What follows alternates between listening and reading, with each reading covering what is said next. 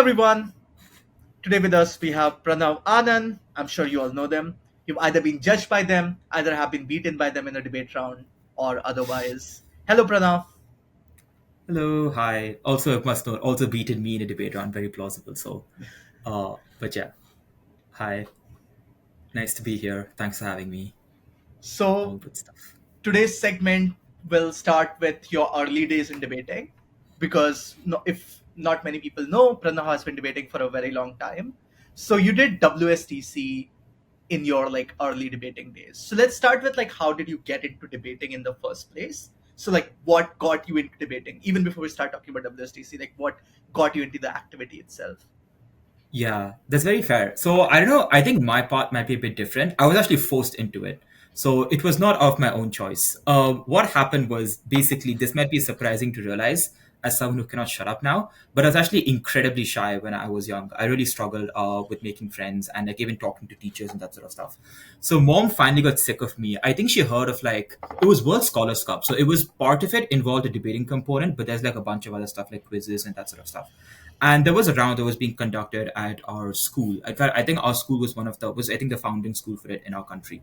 Um, and we were among, I think, the first country. So she told me basically that I need to find two teammates and I need to register for that. I blatantly lied to her until the very end, saying that I had found a team and we had registered for it. And then the last day, I'm like, yeah, I'm really sorry, I can't do it. And it was during the weekend, so this is like after the school week. So she got so pissed at me. She physically drove me there, dragged me, and just like dropped me in front of the teacher and said, like, just find a place for him. We got really lucky. Actually, there happened to be a team that had like one person missing. And funnily enough, one of the people on that team, they both are part of the debating society, but one of the people would become, I think, like a pretty semi-regular partner throughout my high school days. But yeah, so that's when I first got in. I did badly at most of them, except debating. I really did well relative to what was happening there. And I guess since then I sort of realized that even though I was still probably somewhat shy, with interacting on a personal level, I actually was quite okay or happy with both the public speaking components and to whatever extent I knew the analysis bit. So after that, then I joined the debating society, which was already like in our school, it was quite prominent, and in the country, I would say we were among like the three or four pretty big debating schools. But yeah, it was not something that was immediately on my radar. Even though like I think one of the Sharma ji ka beta, like one of the like the well known kids who my mom would keep saying you have to be like this person. He was I think the head of the debating society around that time. But yes, basically that's kind of how I got into it. So I was forced into it, and my mom does take credit for it, which I think she should, to be fair, of me getting into it. But yes, that was the first journey. I mean, that's every Brown story. Because, in my case, it was not my mom. In my case, I had a stutter growing up. And I thought the best way to solve that stutter is to embarrass yourself in public speaking. That's the only way you'll solve it. That years of trauma that you get told as a, Asian kid. And then, and then I started doing it, and then I got into debating. Like I got into Model UN, then I got into debating. So I think it's the Hmm. same sort of story for all of us people. I guess I Yeah. could, yeah. But okay, and then you moved on to WSDC. So how did you go from World Scholar Cup, which is a very different event that has multiple Yes. components as you talk about, to going into WSDC, which is and being on the WSDC team, which is like one of the most prestigious schools level debating competition that exists. Yeah. So my school was thankfully like just generally involved in WSDC to some extent. I would say we were among the three or four schools that were like to be very honest, our school was probably among the most privileged ones in my curriculum, in the Indian curriculum in the country. So like they just had a lot of extracurricular activities. Their fees were exorbitant and they kept rising by 6% every year. But like the to get back on point, the point was that they were already like they had connections to WSDC, and the main person running WSDC at the time was someone called Grant Smith, who's an Australian, and he was like an old English teacher from one of the probably the top debating school at the time. And so he was running selections and that sort of stuff. So I competed in the selection in the tryouts 2 years. I did not get in my first year. I got out. I think there were like 2 days of selections. I got out on day one.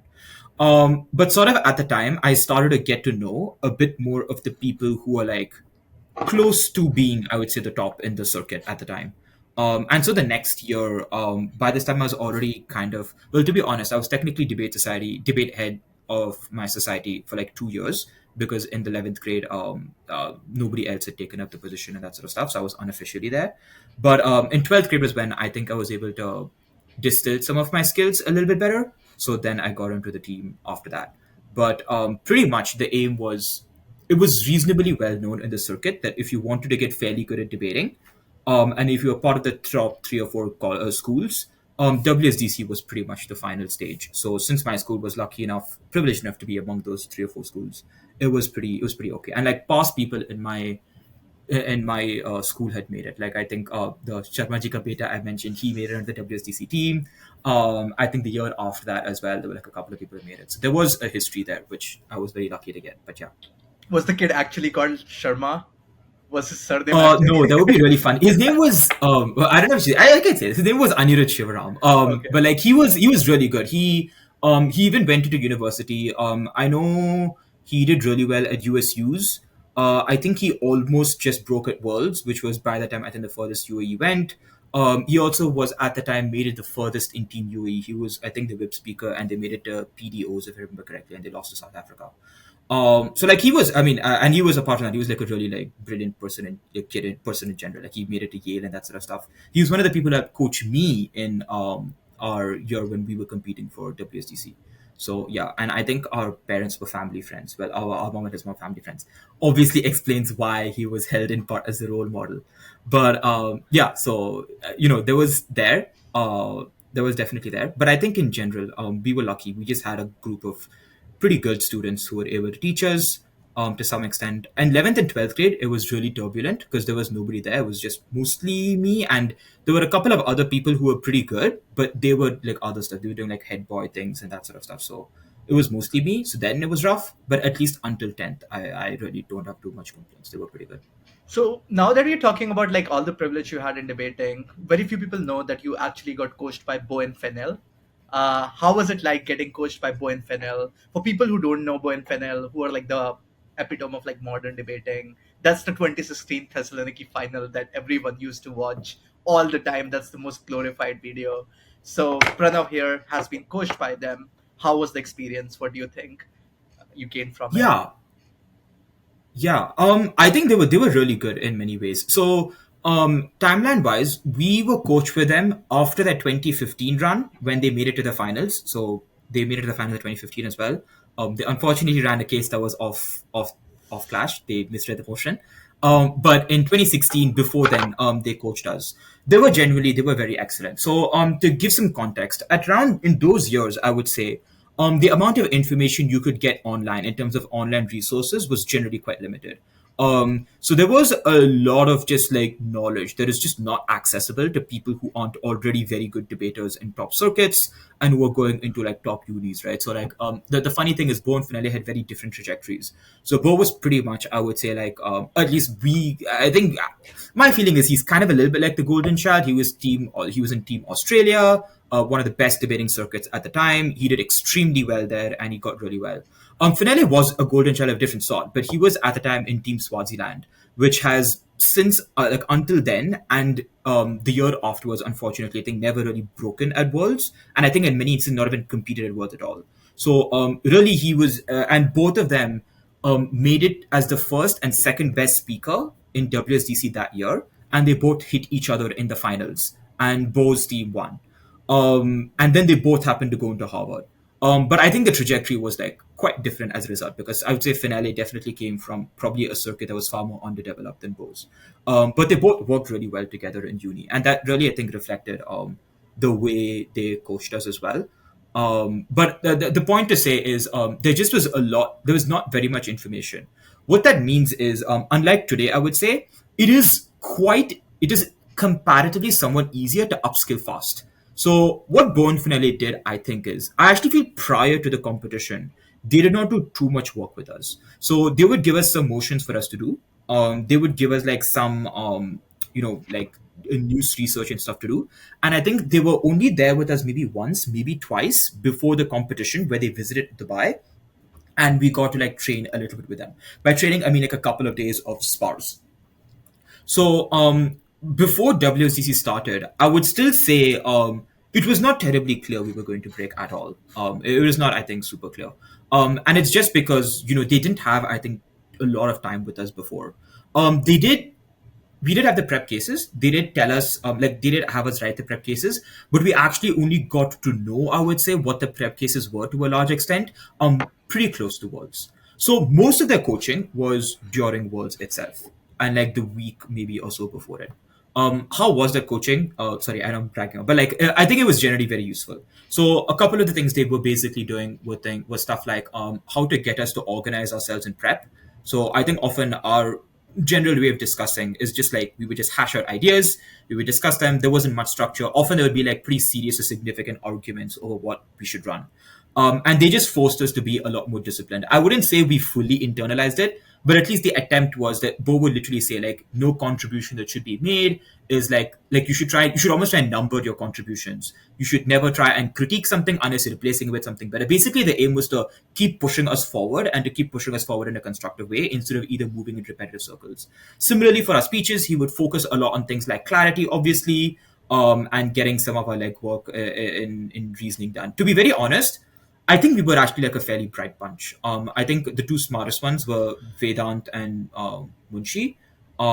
Kate and Antra were also, I think, very solid. I think overall, like, just had a pretty good debate sense. Like, Vedant did really well. Vedant Bell did really well afterwards. He broke in worlds. He spoke in HWS round robin final. So, like, not finals. It was HWS round robin. So, like, he did very well. So, um, like we had, I think, the talent, but they were very good at honing in to us. They were good at telling us here's the specific sort of skills to do, some basic kinds of argumentation you need to be careful of. They have pretty excellent prep cases. I still have those prep cases, and I've even looked them back, and I still think to a large extent they hold up quite well today, because their skills they were just very good at articulating the most precise way of like beating or winning a trade-off, or like winning a specific version of a principled argument. And they were really good with preemptions. Like they would build preemptions constantly into the argument. They had an even larger group of people helping them. So like the three or four core people was Tahir, Munshi, Anirudh, both of these two. Tahir was also, he worked with Harry Elliott, and he spoke with him before Harry spoke with Bobby. Also pretty good debater. So like there were the four people, I'd say. There were others they got in. The TLDR is they helped us a lot with prep cases.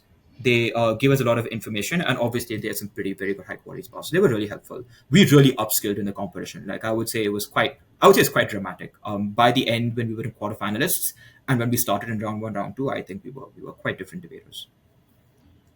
Yeah, and that's definitely what you would expect. So I have a small question there. So you said you only worked with them twice. Now nowadays with Zoom and with like the online era, it's much easy to coach remotely compared to like back in time, as you say, even resource gathering was like really hard in the 2015 2014 era. So how did like you guys just generally work? Like how did the coaching work back then?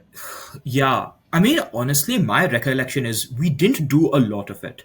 So, really, what they did is they would send us. So, I think the things they would do is they would send us stuff such as like collating or creating sort of like information case files on like certain basic topics, and we would send it back to them. Two, they would give us some rough motions for us to prep, and we'd create cases and write those and send those back to them. And three, when they physically came, they would just spar with us. Apart from that, I honestly feel there wasn't too much stuff. Then there was just prep cases by the end. Like we would just write prep cases and we would send them to them, but they compiled it. Like the case that they made was, I think, quite different from the case that we submitted, which, as someone who's coached afterwards, I sympathize with a lot more. But yeah, so but the point was actually before it, they genuinely just didn't do too much, I would say. Maybe I'm remembering it wrong, but that's my feeling. The reason, again, I that's the reason I set up the context. I don't think it ended up mattering too much because since there was such a gap in resources for most nations, the ability to upskill was like, I think, quite was like a little bit easier.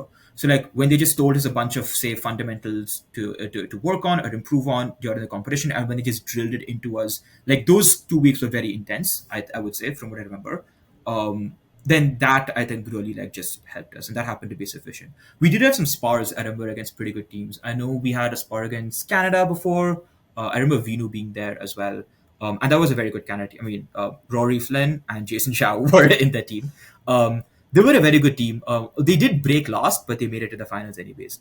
So like we had a couple of very good, pretty good quality spots before.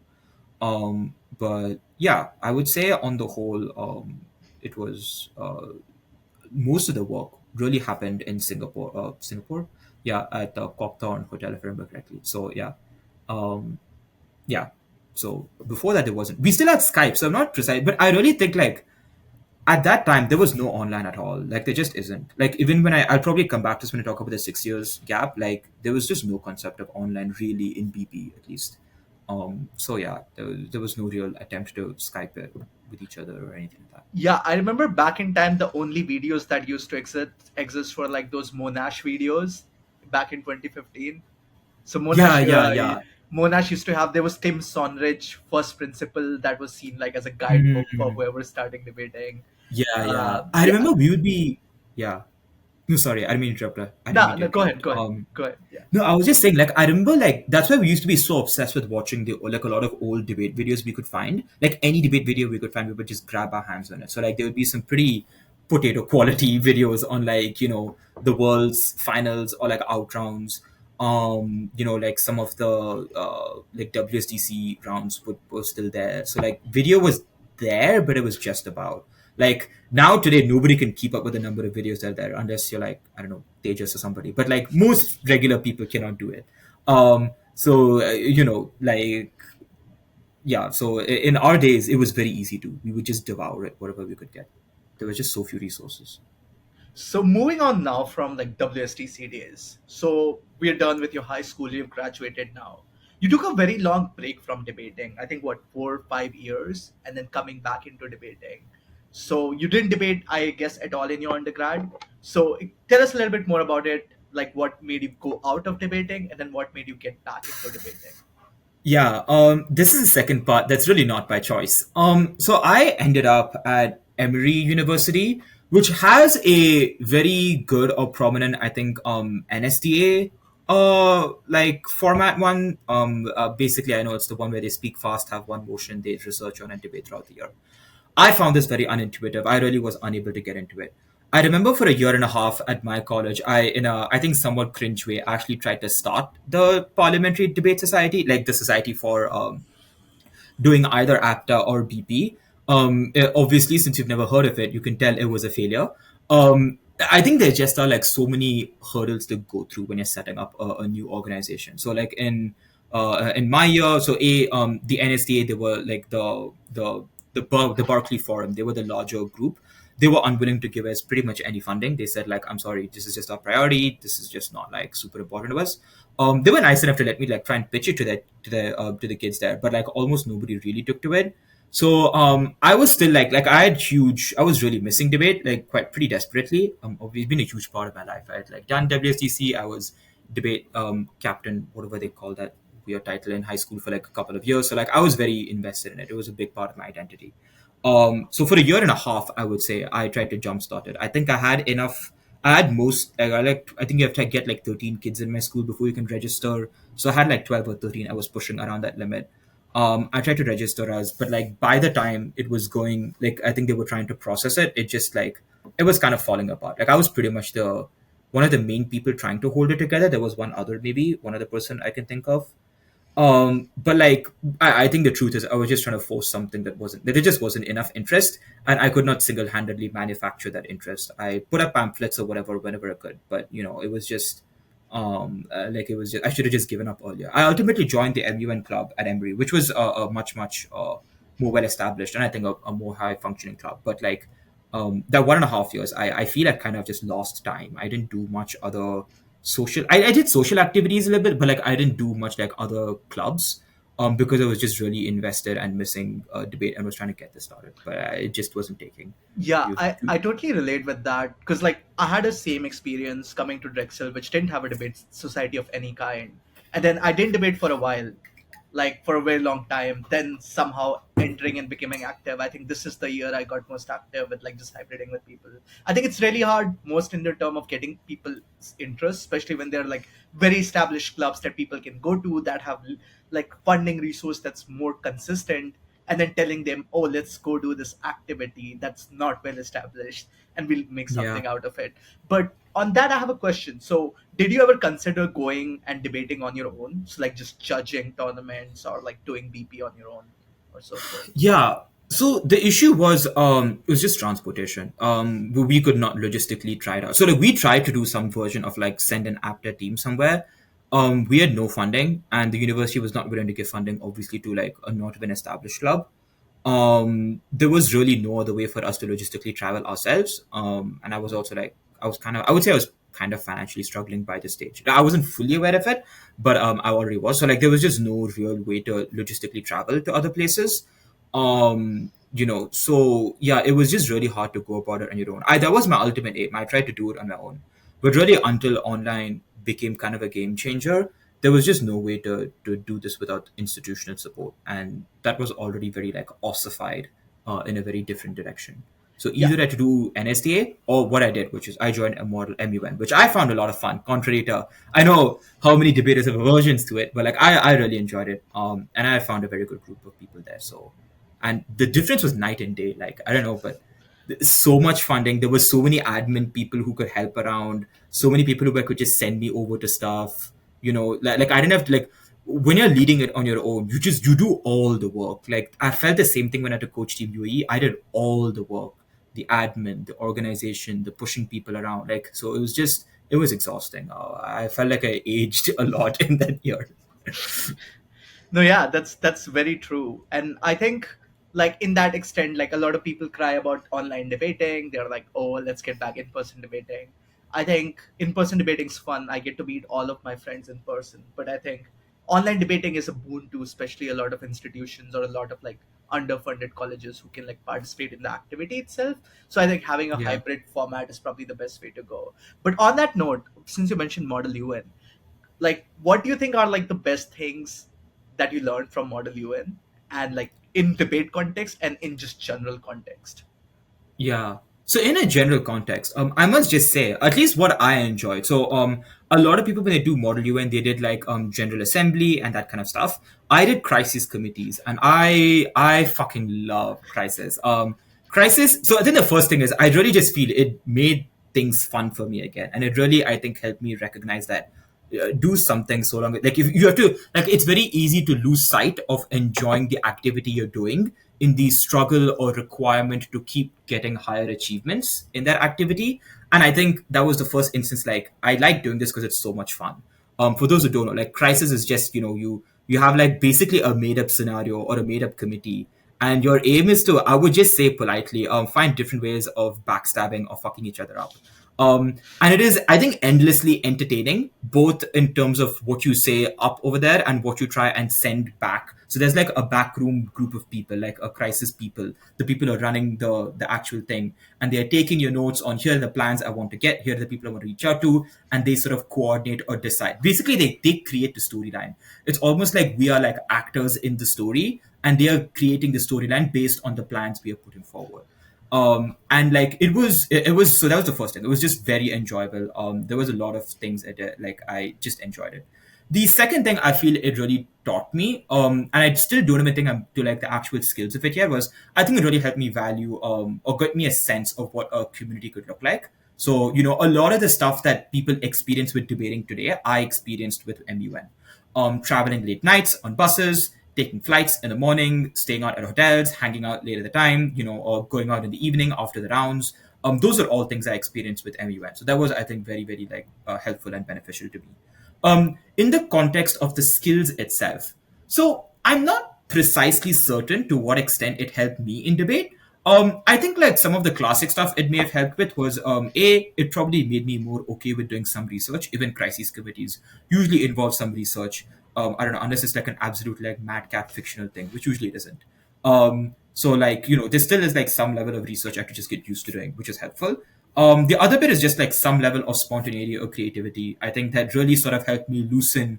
Like even in debating until then, I would say in high school at WSDC, and the reason was why I was picked as a first speaker as opposed to anyone else was just because I was quite scared of spontaneity. So I was quite scared of giving speeches off the cuff of my head. I often would, in many instances, stumble or struggle. The one instance where this didn't happen was in the one round of WSDC I actually spoke, where we had like a really shit show of a prep, and I basically gave a speech that was, I would say, 30 to like I would say like got like 70 to 80% of the material was there, but I almost entirely gave it extempore, based on like how I did it, and it came out really well. At least I remember Bo saying that was one of my first compliments. Bo said like that speech was like a work of art. He was complimenting the entire team until we all shamefacedly told him the prep was actually really horrific. But that was the first instance I had, and even then, I just think it was a one like it was just a one shot. So after that, then what MUN taught me is you have to move quickly. Your plans have to adjust or adapt to what situation's going on. You have to be able to say different things at different times. You need to be often able to make like weird or creative arguments to others. I remember, for example, what at the time what I thought was a creative argument was, I remember it was like a labor committee or something, and I remember like passing a message as a labor union activist to like John D. Rockefeller, suggesting that the reason he should break up his massive Standard Oil is because he actually ends up richer after that, because the amount of money that he gains from selling off the subsidiaries is enormous. And like I think that was a plan that went through, but that was something that I only started to think about because I was like I was pushed into a corner. I was like forcing myself to find ways to get what I want or what I need. So I think that was the other thing that helped me, which I think is somewhat cross applicable to debate. So some general level of spontaneity, articulating like in a reasonably like useful way, some level of research. Those are all probably somewhat cross applicable, but generally, very honestly, I think they're just quite different activities. I think the people who do them are similar, but I think the activities themselves are quite different. Especially if you do like GA, I guess is more similar. But I mean, I did HMUN, and I was GA then. I found it like it was a fun thing actually. Like we did some really weird shit, but it actually I still found crises more fun. Yeah. Oh yeah, I totally relate because my history was like I did Model UN first and then got into debating, and I only Mhm. used to do Crisis 2 like extensively. So my first Model UN Yeah. was Game of Thrones, and I was Lord Walder Frey. Mm. And then there was like this, Fun. they created this crisis that now you have to kill someone to get 5 more years before the White Walkers attack. Everyone's like Walder Frey has 90 kids, he's old as fuck, so we should murder him. And I think I always enjoyed Crisis Committee more. I did UNSC once, but I think Mhm. Crisis Committee just gets like so fun and like so much weird shit happening rather than like the Mhm. same like 30-second speeches that people are giving again and again.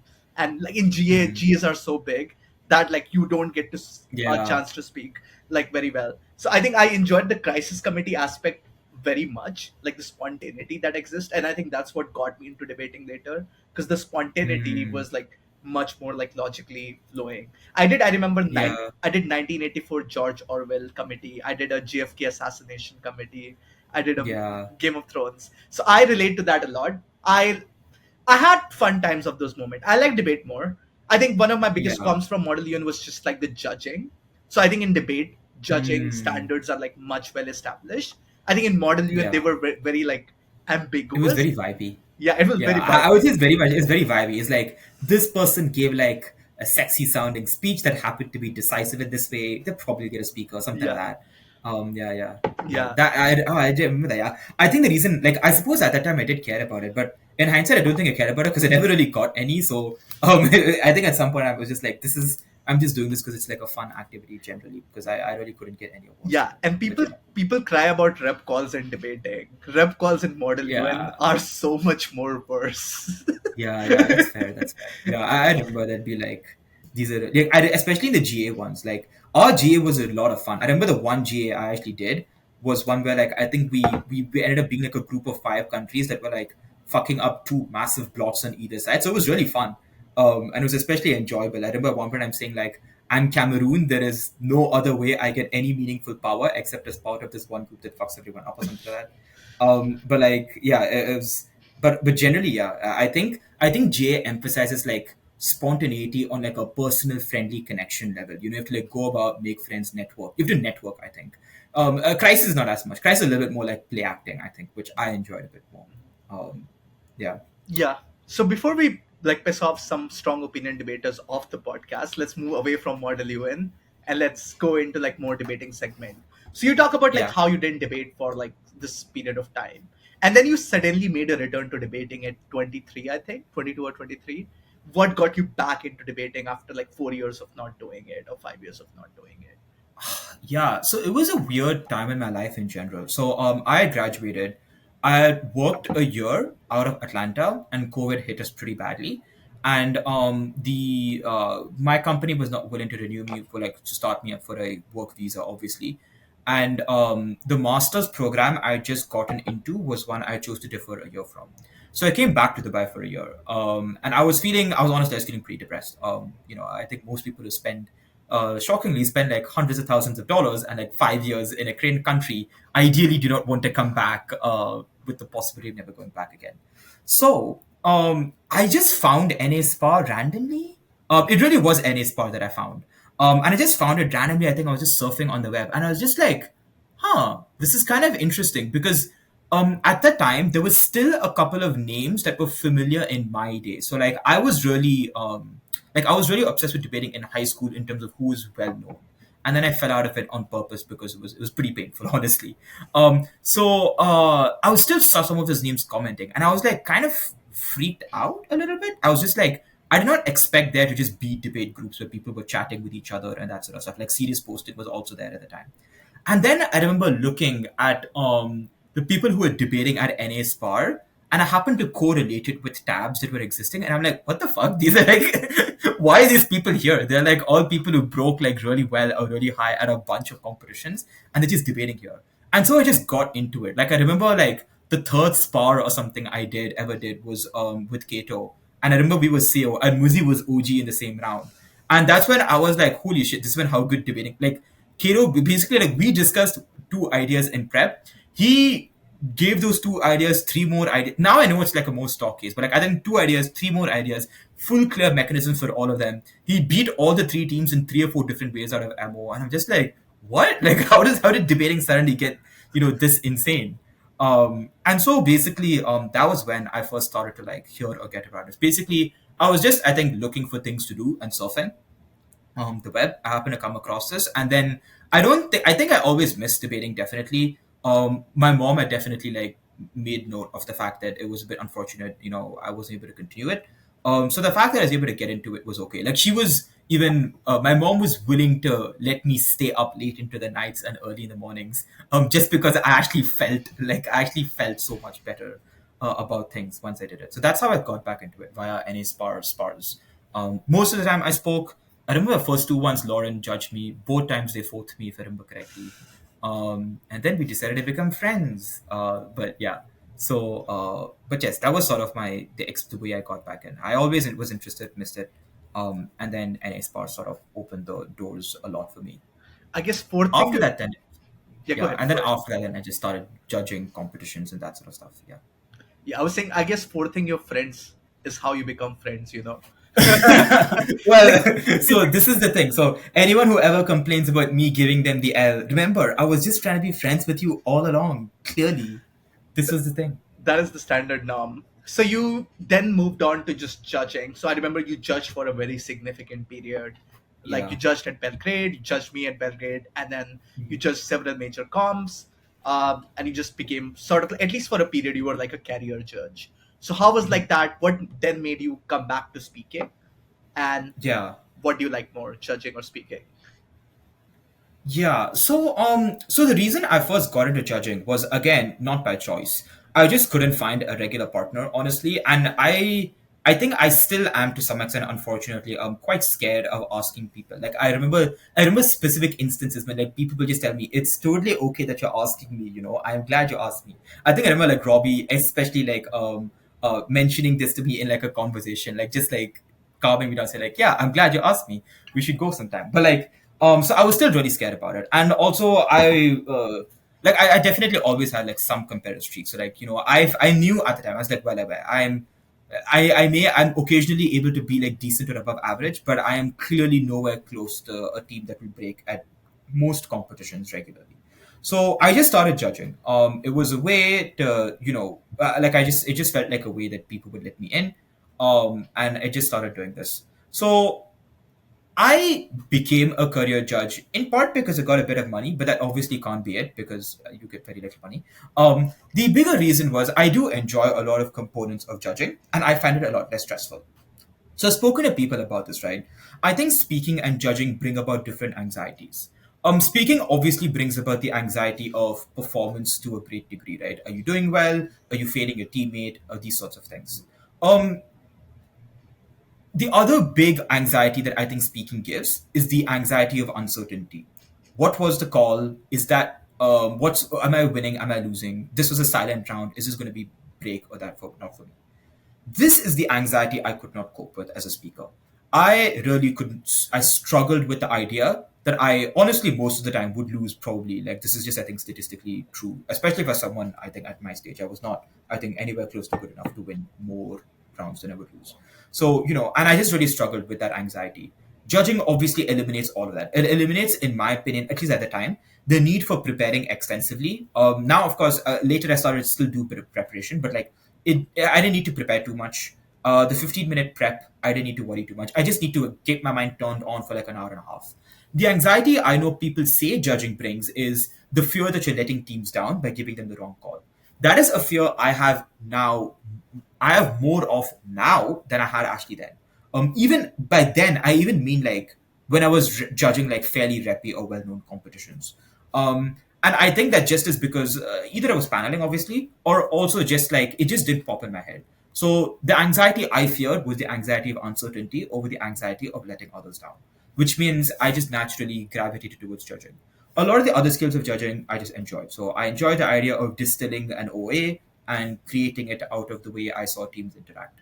I appreciated the idea of just understanding how teams were thinking about strategy by hearing their round. So like I enjoyed a lot of those sorts of things.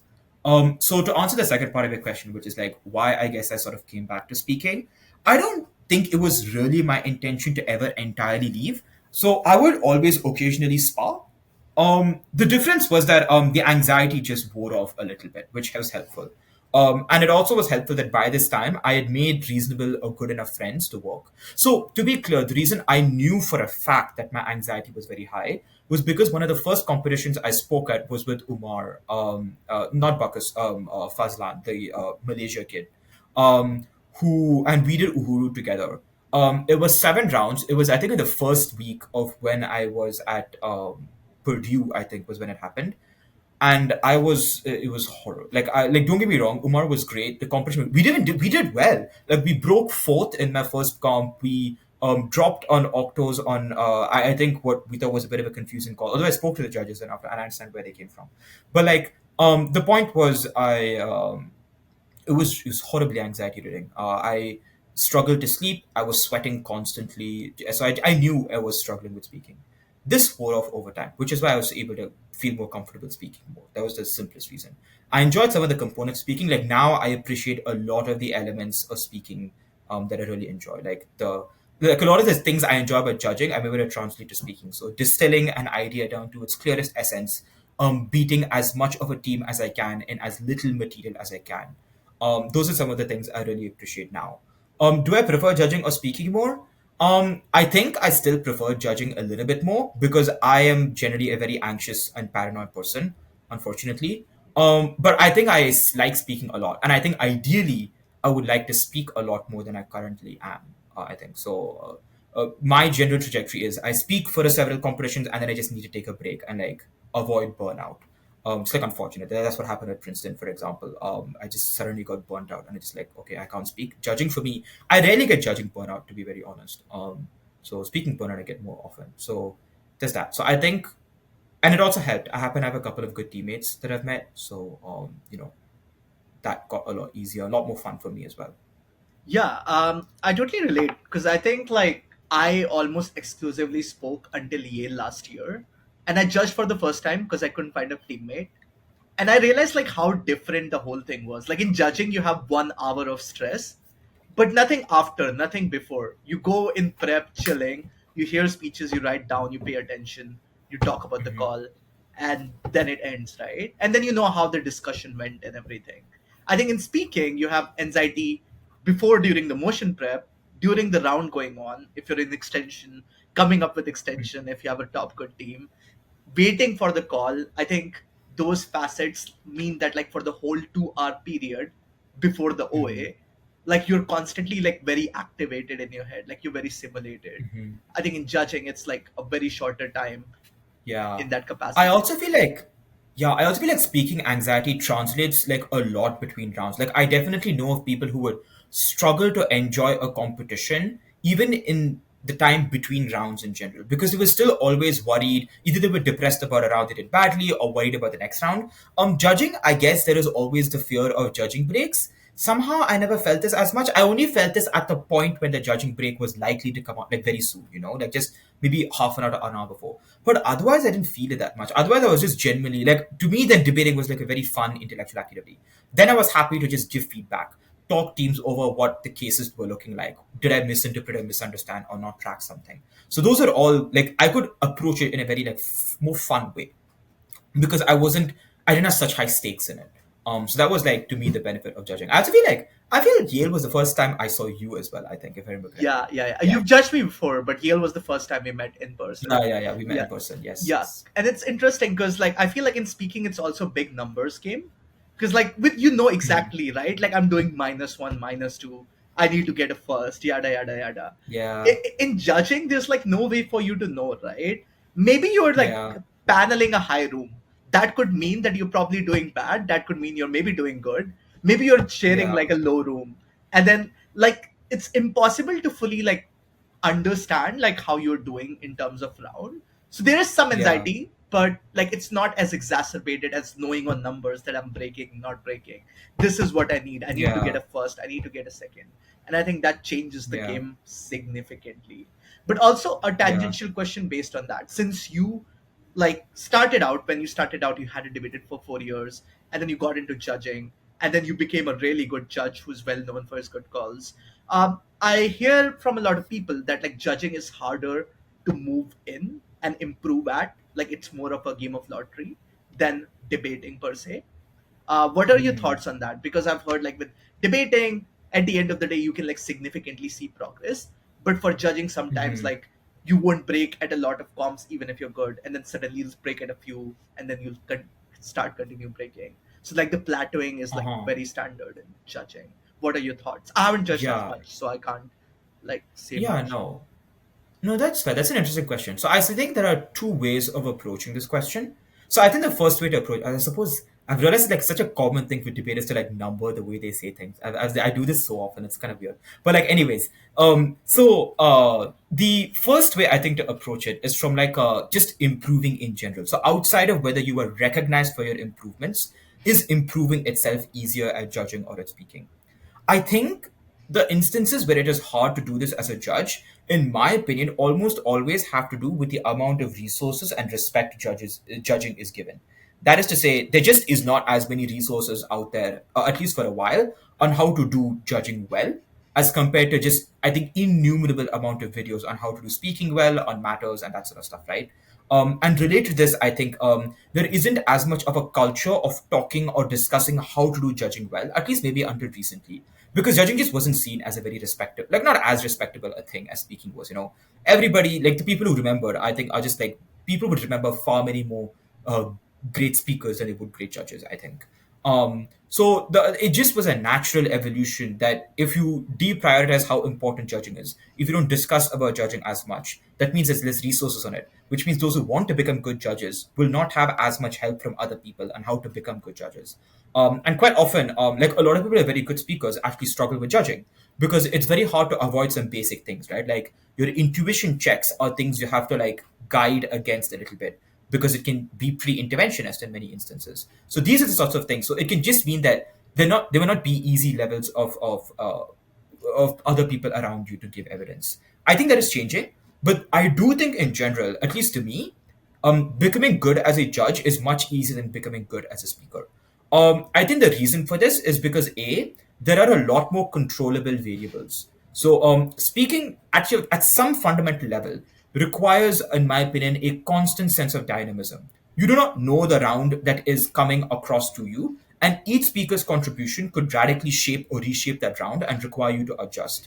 I think judging doesn't require it as much. Sure, you hear different arguments, but like different arguments and different types of things. But I feel the process of analyzing itself is not terribly difficult and is not terribly different from round to round, I think.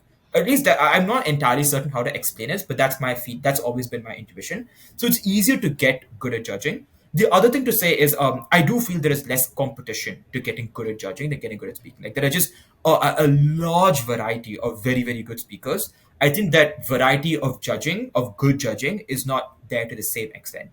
Again, in part because I feel as a community we just prioritize speaking over judging. Um, and so the implication is it's just easier to become good. So my feeling is I think it is somewhat easy to become good. You just need to take some time out. And now especially there are enough good judges you can ask questions to. Like at least anytime someone's asked me a judging question, I don't think I remember ever not answering it, at least almost all the time. So like so you have some of that now. And I think you just can, if you just work on how you track a little bit, you work on how you crystallize material a little bit. These are skills that are somewhat like this is used, like this in and of itself is often enough to be a good judge. And then if you're able to deliver that material, then you become a very good judge. Speaking involves more components, I think. How do you construct a case? Like, are you figuring out the clashes in the correct way? Are you like preemptively making weighing very clear? So you have to do all the skills judges do really, but additional stuff. So I think that's the my argument for whether it's easier to be good. The next question is it easier to get recognized as being good? My feeling is it is still, I think, easier to do this as a judge than as a speaker, but I think this is the more contestable claim. My reasoning for it is I think it is true, and probably one of the fairest criticisms of it is judging is just a non-transparent activity. It is contingent to some extent on CAP and the faith you have in CAP to just make judgments based on feedback scores as opposed to these sorts of stuff. And my feeling is like I think everyone would probably admit that they're definitely like I don't think there is absolute fairness in feedback scores. Probably there shouldn't even be. Like you should probably take some feedback scores with a pinch of salt, but there obviously is some amount of rep and that sort of stuff involved in this clearly. So sure, it can seem more non-transparent as compared to speaking at first glance. But I think being recognized for judging, the reason it is easier is because if you figure out the way to play the game, you can play the game well. By this I mean is, if you figure out what a chair or a good chair is asking of you, and you find a way to crystallize the way to answer it, you are most likely going to be set. That is to say, you will be recognized as someone who is a good panelist or something. The way I explain it is, when I'm a chair, I need panelists' lives to make my life easier. And that was my role as well when I was a panelist. So like, if I said things that the judge was like, this is what I was thinking, or if I said something that's like, this makes sense, or even if I just distilled material. For example, they asked me a question, I answered it crisply to the point. They asked me to give my contributions in a minute, I gave the contribution in a minute. All of these are very useful factors in immediately getting a higher panelist score and probably getting a decent chance at breaking after that. So sure, your first couple of comps you probably will not break high, for better or for worse, unless you just have like a really banging score and like others around you aren't going to do well. But you, I think, still have pretty good shots of breaking. Speaking to me, this is not as easy. And the reason to me for this is because when you speak, it sort of comes down to A, you still can have rep, obviously infect the judge's call. So that still is a factor, to be clear. But B, even though it may seem objective at the outset, you may know how to play the game. You may not know how to execute the way to play the game. So by this, what I mean is there is a gap between knowing the right strategy, knowing what you need to say, and being able to execute it at that level spontaneously. So spontaneously, as in you meet all the burdens of that argument. That is not as big a harm, but as big a thing to overcome with judging. Like judging, I think the gap is a bit shorter. The gap is just if I know how to play the game, once I learn how to play the game and I learn even basic tracking or basic like explanation skills, that almost always I feel gets credited. Like even if I am not as precise as I'd like to be, even if I'm not like as clear as I'd like to be, almost always a good feedback score is, for better or for worse, determined by whether you say something that's logically making sense to the judge. Which means, A, if the judge and you have similar calls, already that helps. B, even if they're different calls, you have an explanation they understand that makes sense. With debating, it's not enough to merely be understandable, right? You got to win. And winning requires much, much more factors beyond it. So it requires executing it at a fairly good level at that same thing. So that's my argument as to why even being recognized for judging is easier, because the threshold to be recognized as a good speaker is, in my opinion, higher than the threshold to be recognized as a good judge. But this I think is a more contestable thing. I can see people who find it easier. Like again, I just feel this is to some extent an intuition thing. Like I always appreciated and enjoyed a lot of the skills inherent to judging, and so for me, it's I guess just simpler. Yeah, my 2 cents here is that I think there are some logistical gaps also. For example, in debate round, if you give us like good speech or if you win a round, that's reflected. But in judging, for example, like a lot of times judges don't submit feedbacks, or maybe some people submit feedback, some people don't submit feedback. So maybe you did a really good panel discussion, but the chair didn't submit feedback, or maybe the one round you were slightly off, the chair submitted feedback. And I think that randomness, like some tournaments Mm-hmm. executed well, like comes into play. I also think the same things could are interpreted very differently, but I think that also applies to speaking. So for example, Mm-hmm. like splitting with a cheer on something could be interpreted very differently in the way Mm-hmm. cheers assess you in two different like cheers component.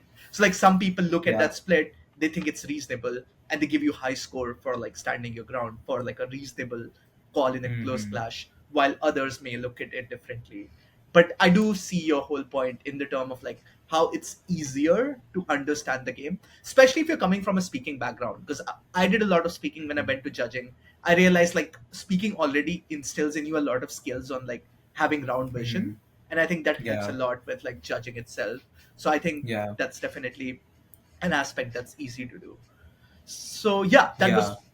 that was my question on judging. And so let's now move on to the next facet of your debating career, which is coaching. So you have coached UAE team. You were coaching Taiwan Debate Union for the past year. How was the shift into coaching? How did it manifest? Like what got you into coaching? Mm-hmm. And tell us about your experiences. Like what was it like coaching board schools? Yeah.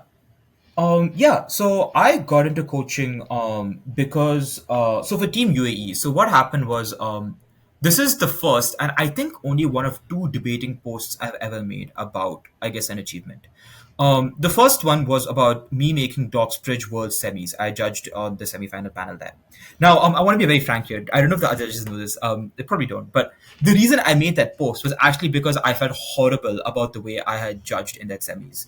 I think I was by far probably the worst panelist on that panel, and I felt really really horrible about it. So my feeling was, okay, I've just fucked myself or imploded in front of a bunch of like pretty good judges. I think Claudia was there, Joseph Lewis was there, that sort of stuff.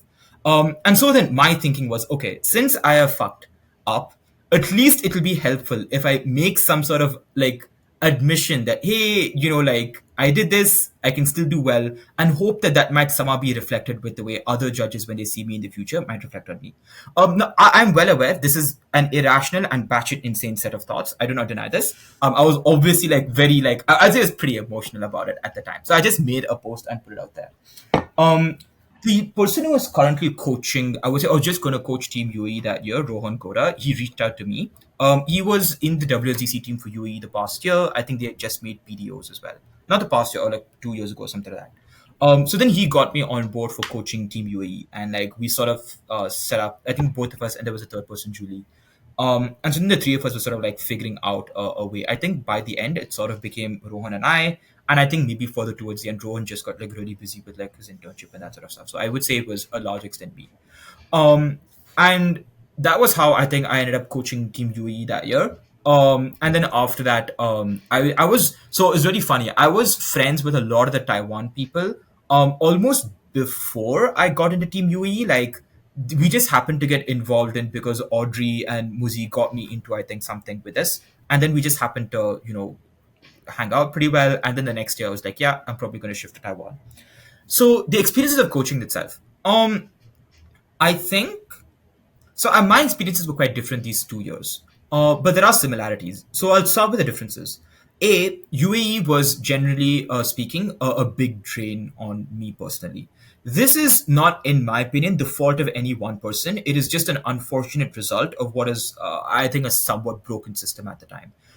There was no real large circuit. Most of the kids we had selected were, I'd say, close to novices in many instances. And there was no additional support. So we did everything. I did admin. I helped organize most of the stuff. I would train the kids, obviously. And I had a number of other stuff going on in my life, right? Like I was trying to get a job, I was moving places, so it was kind of hell in some many ways. It was just really, really stressful.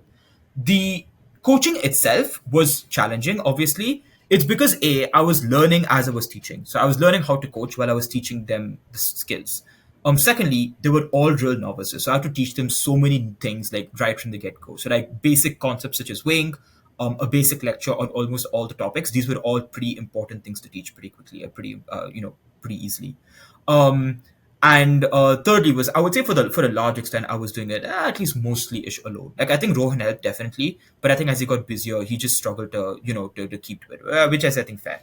So for example, the prep cases I was making, I think a lot of it on my own by the end, which is, if you've ever made prep cases, I think it's hell. I think it's really intensive. There are some who obviously really enjoy the research aspect of it. I struggle at just writing a case for weeks and weeks on end, preempting everything. It is drudgery for me. Um, and I had to do most of it. Like obviously the kids, they mean well, but like at some level the coaches have like a lot of round vision on where the round would likely go. So all this meant I had a lot of work to do. I had a lot of people to teach in that instance, and I had to teach them a lot of things. Um, what helped? I had many people to help me in many ways. So I would have people who would just consult me, casually tell me, hey, try and do this, try and do those sorts of things. I'd have people who'd sometimes, like listen to a spar with the kids and give me a bunch of feedback. The Taiwan people were like actually quite helpful. Yeah, like Audrey helped a little bit, Lauren helped a little bit, Muzi helped, I think some as well. They didn't have to do this. They were all coaching Taiwan at the same time. So it was purely a friend thing. Meg also helped a lot. So they were all like pretty invaluable, I would say, throughout the process. So I just basically roped in my friends to try and do as much as they could. On the whole, I would say we got lucky. The reason we got lucky is I think the main thing we were struggling with was prep time. We weren't able to have a full coherent vision, and in the end, it clicked. So to give some context, UAE was like there was a lot of drama. Like I ended up kicking out two of the five kids we'd originally selected, and then picking another two kids who ended up becoming like very important to the team. Just because like commitment, that blah blah. So like I'm not even entirely certain they were all the correct decisions, but like we stuck with them. And so it's just like there was just so much going on, so much turbulence, but they clicked in the end. The simplest reason, my opinion, is they actually had quite a lot of raw natural talent. The third speaker, I think Sid, was knew a lot of things. Aryan, and the other thing is they had incredibly clear style. So this was they were gifted in style.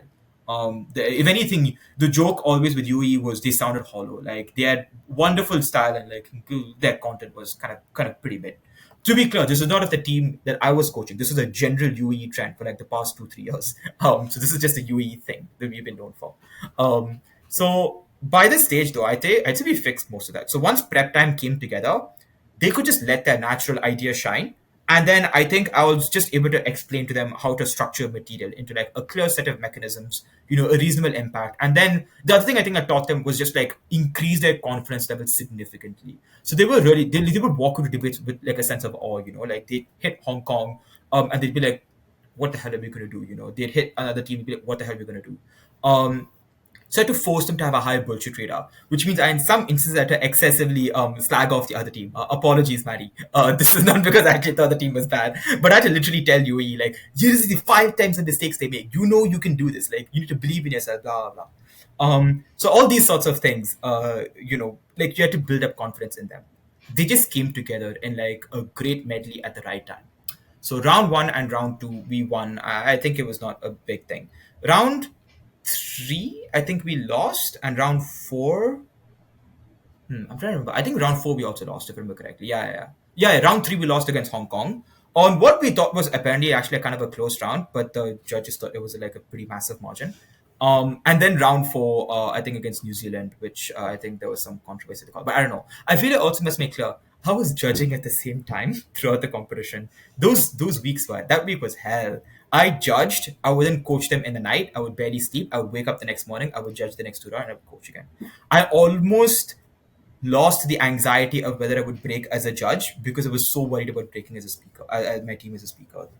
They did very well. Like to give you an idea as to whom they beat. So they beat from round five onwards. They beat Korea, they beat India, They lost to Malaysia and they beat and knocked Philippines out of the break, which was I would say quite unheard of. We at by the stage had not much rep at all. We had only done some of the pre-prep competitions up to then, so it's kind of absurd.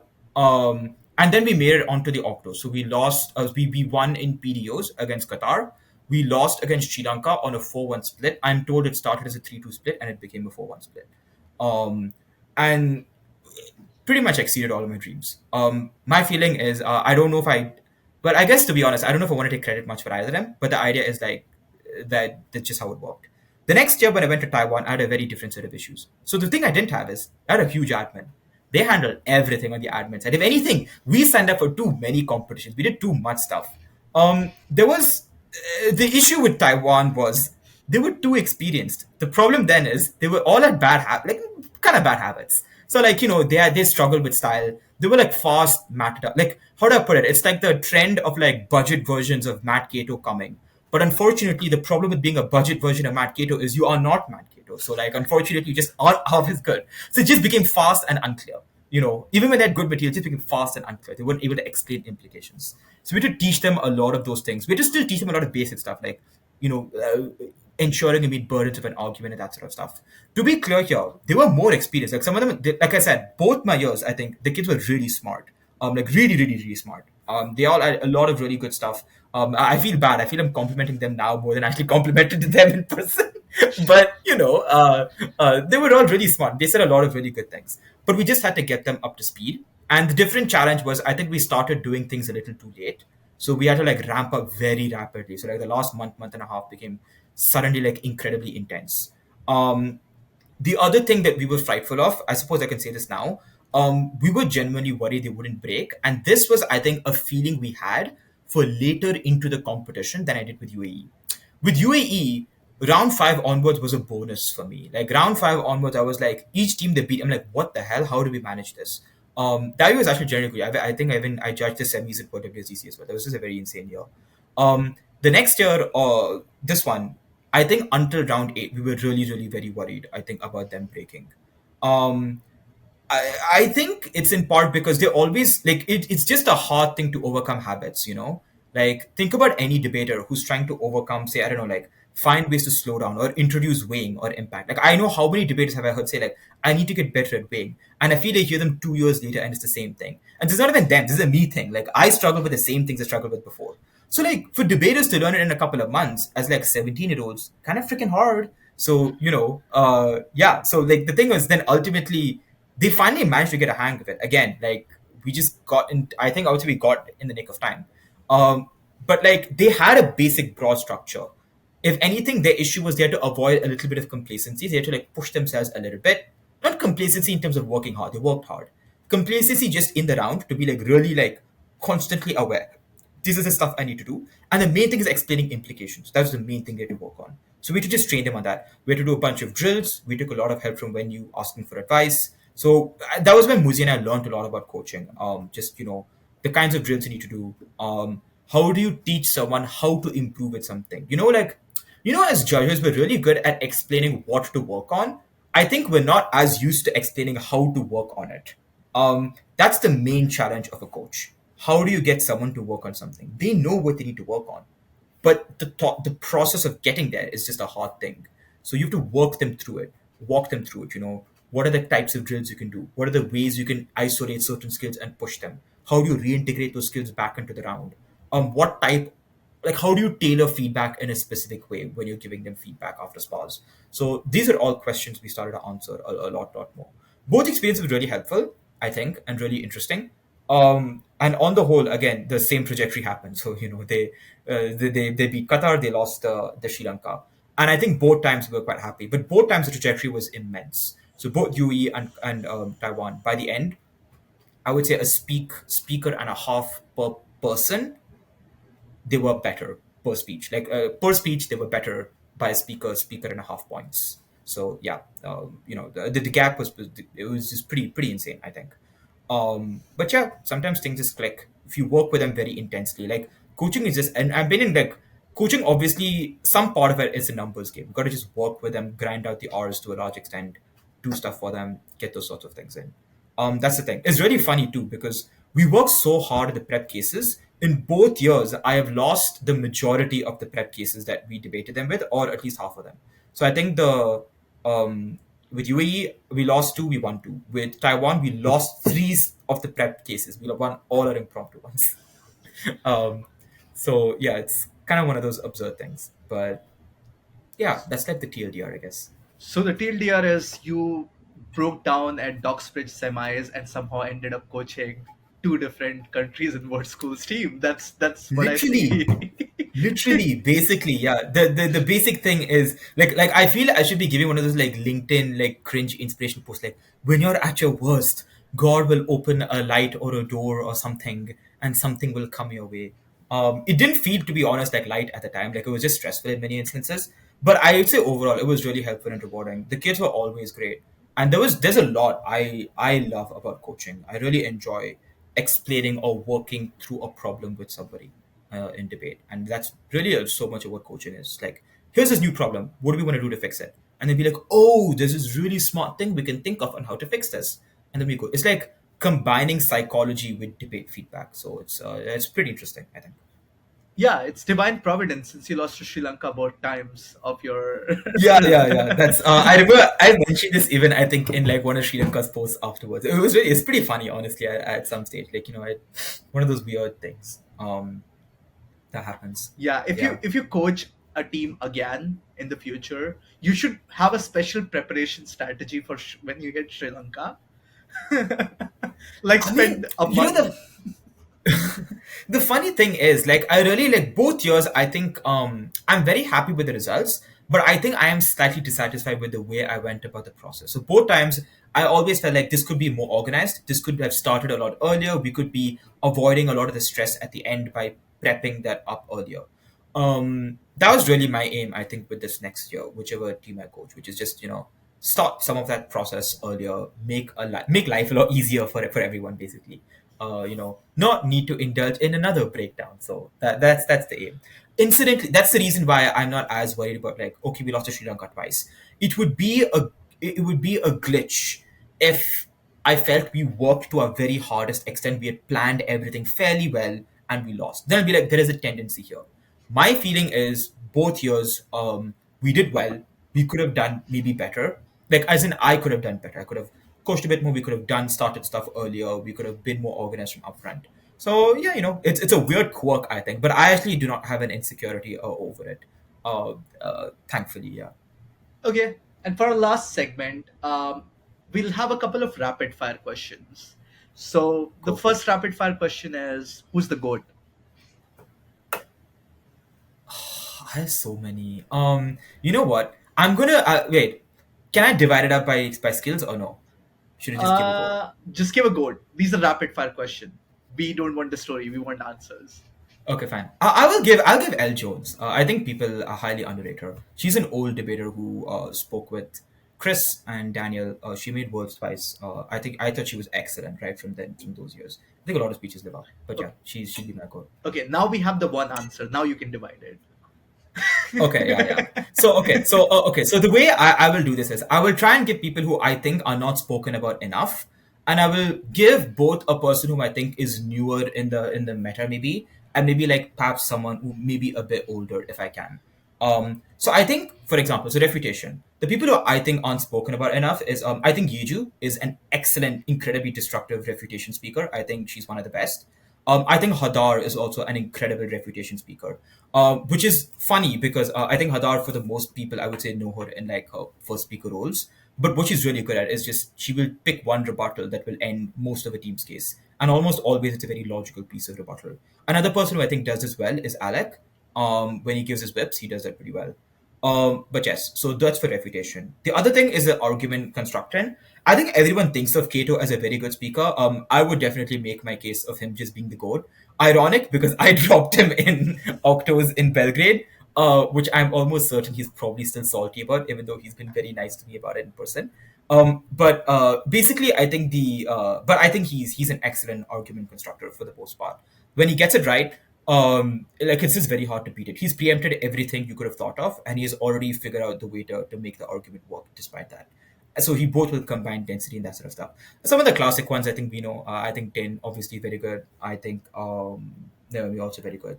But yeah, I would say Kato is the newer person. Not newer. I mean, the main thing is people just don't think of him. I feel people don't discuss him directly as a goat. They just discuss him as like a extremely or incredibly good speaker. My feeling is he's probably just a goat there.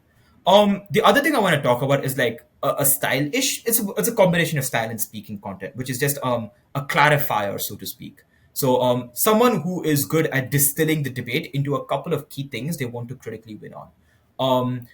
Now there are and obviously every speaker tries to do this, but some I think do this very effectively. So like some speakers they just go to like waterfall of responses and constructions and then like leave material at the end. There are some who are very very like surgical and trying to win on one thing. So like to me, one of the strongest clarifiers is probably Max Rosen. I think every speech I've heard of his I've thought were very good. I think that he's like a very good one. I know Hamza is obviously spoken about as like a very classic, good clarifier one. I think Hamza is actually better at like clearly picture painting as a way of clarifying. Max, I think, is much more like a technical clarifier kind of person. So some of these people, just like a little bit slower, they will clarify material really well. That's I think pretty useful. The last set I will give is just a couple of really good old school speakers I think are underrated. So one, JLM, Jonathan Leader Maynard. He was Shengwu Li's partner. Everyone says Shengwu. Obviously, Shengwu is excellent. Okay, yeah, we all know this. JLM, I think, is a great all rounder. Like I think of him as like a Boris Spassky in chess or something. He can do most things, and he does different things in different rounds. And he's really good at times at being incredibly like rhetorically persuasive. I feel. His UDC semis, I think, was quite persuasive. Some of his worlds rounds, like yeah, so he's just very very good. Couple of others, Steph Bell. I think I've only seen like 3 or 4 of his speeches, and almost all the time I've thought like these are just very very good speeches. She's just a very an old school Oxford debater. Also really good. Both her and Elle, I think, share the same feature of giving both rhetoric like analytically dense but rhetorically clear speeches. So they really I think found a great balance between having a fair level of depth of analysis but being very clear with it. So, for example, I know many people have told me that a lot of old school speeches do not live up to the standards of evaluation we have today. My argument would be, at least from what I remember, L and Steph, their speeches would come a lot closer to meeting that threshold of evidentiary or like analytical depth that we expect today. Couple of others, Matthew Handley, I remember being very good. Who else? Victor Finkel, being very good. Yeah. In my years, I don't know if people know this. If 'cause people don't talk about it much, in my year, Will Jones was like beloved, like absolutely like adored, like very very destructive speaker.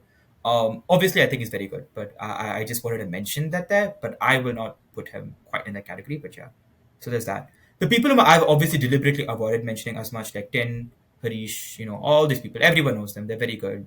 Dan Lahaf, short, like yeah, okay. But these were some of the newer ones. No Bo and Fennel. I see this. I I think they're really good at what they do. To be, I mean, they're definitely like in that competition. Actually, with Vinu. Vinu to me is like incredible. Like Vinu does things so well. Like a great clarifier. He's another great clarifier. I will put him in that clarifier list. Bo and Fennel, I think they do a lot of stuff that they do really really well. I think. Yeah, I don't know. It's a weird question. I need to figure out where I find them. They're definitely in the GOAT list, obviously. Like, if we think about the trajectory, it's kind of insane. They debated at Worlds twice, and then their sophomores they win Worlds both times they make finals, and they win it the second time. So it's kind of wild. Finale, I think, also won after Nats, if I remember correctly, but I could be wrong there. But yeah, so yeah, Okay, second rapid fire question. Um, Mhm. Only one word answer, no explanation. Old debating versus new debating. Probably new. Probably new debating. Now you can Yeah. clarify a little bit. I am, as a judge, maybe annoyingly so, kind of like a burden E heavy judge. So I generally appreciate like depth and significance of analysis, that sort of stuff. If I'm being honest, I will note my new versus old is very far from a different. I would really say it's like a 51 to 49 percentage. So I feel like new debating is really good at getting the analytical burden proof stuff. They're good, I think, better at least at avoiding stuff like intuitive claims and that sort of stuff. I think old debaters are excellent at making a rhetorically precise point, which I think is an underrated skill among new debaters. Like it's very important, I think, to be able to distill a debate to one or two ideas that you've been on, which is why incidentally the best debaters, I think, combine both. So Harish, I think, does this all the time.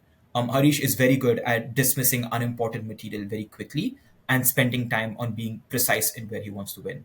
You want a speaker to ideally bridge those two gaps, but my feeling is that's what old debaters were good at and what new debaters are now good at, and I lean a little bit more in favor of the analytical depth of material and that sort of stuff as compared to old ones. That is my so I obviously have led to a generalization. I know I've seen ones where people would say new debaters just give endless, pointless mechanizing. I agree. I dislike that as well.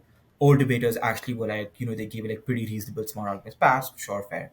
But on the whole, I think analytical standards, I think new debaters are generally a bit better than older debaters. Older debaters were generally a bit more like precise and clear material than new debaters. I lean a bit more new there. And the last question of the podcast, tell us other things you like other than debating as Pranav Anand, the non-debater. Yeah. Okay, so some of my hobbies. I sing in the chorus. I sang at the Emory chorus for like a couple of years. So I do that. I used to do a lot of like Carnatic musical singing. I actually have a couple of really weird familial connections with like famous violinists and stuff. So that's one. I sing. The other one is I enjoy cooking. I don't do it as much now because I've just moved, so it's a bit of a pain. But generally, yes, I like doing that a fair bit as well. Other things I enjoy doing. Some games I feel some specific, not video games, but like physical games. I feel soccer. I used to follow cricket. I used to play a lot. Not cricket, sorry, soccer and tennis. Cricket I just followed occasionally, but soccer and tennis I did a fair bit. Yeah. Then apart from that, like I think it's more boring. So like reading, I think I like doing.